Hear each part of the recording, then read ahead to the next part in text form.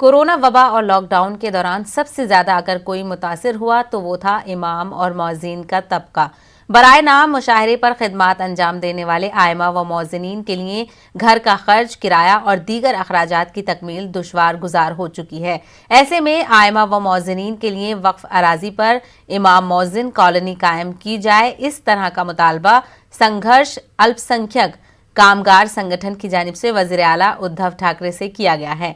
वज़ीर आला को रवाना करदा मकतूब में आइमा व मौज़िनीन की ज़बोहाली का जिक्र करते हुए उन्हें राहत पहुंचाने की मांग की गई है। संगठन के सदर अहमद का कहना है कि इस सिलसिले में औरंगाबाद में वक्फ अराजी की निशानदेही भी कर दी गई है। मकतूब की कापियां रियासत के अक़लियती वज़ीर नवाब मलिक और वक्फ बोर्ड के एडिशनल CEO को रवाना की गई है।